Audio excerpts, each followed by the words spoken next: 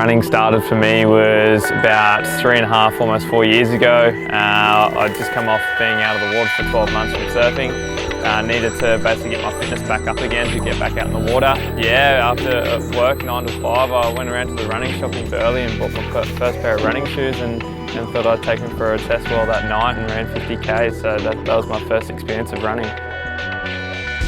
The reason why I choose running over surfing and other sports now is more the competitive drive that comes out within me.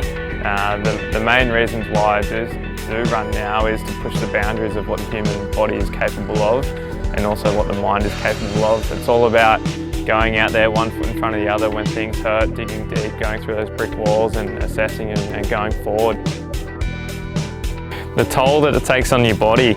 The first 2 years of my long distance running was every single injury under the sun.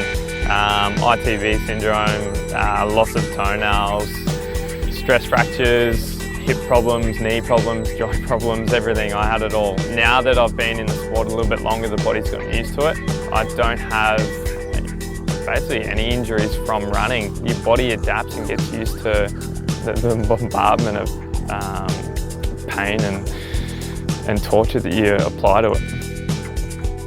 When I basically got my first pair of running shoes, I was that excited, and Ben Malby, who got me to race in a 50k race that following week after taking up a pair of shoes, I started to research and look into ultra marathons, and as soon as I typed in ultra marathons into YouTube, this race called Badwater came up. So this was really in the early stages that I knew about Badwater, and straight away it had to get added to the bucket list. Badwater's selected to 45 rookies who haven't done the race before, and also to another 45 that have done the race. It's across the Death Valley National Park, which is just outside of Vegas.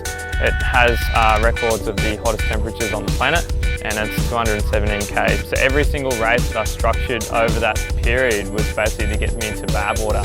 I didn't do any small races unless it was to work on speed, but it was all to build a resume big enough to get me across the start line. That's when I clocked out a few 100-mile races and the 450 as well. So, and sure enough, that secured me a position into Badwater.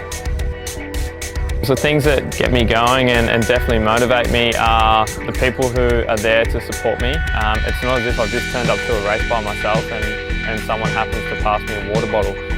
A lot of background goes into each race. So you've got your support crew.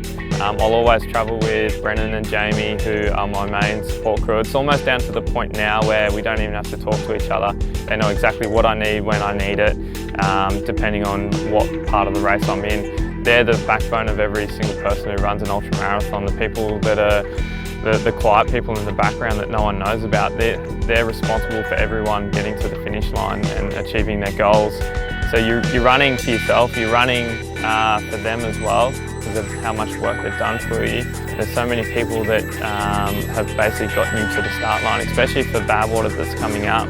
There's so many people who have contributed and helped out to get me to the start line, so there's no way that there's an easy way out because you're running for them as well as running for yourself. Yeah, the ultra world is all about supporting one another.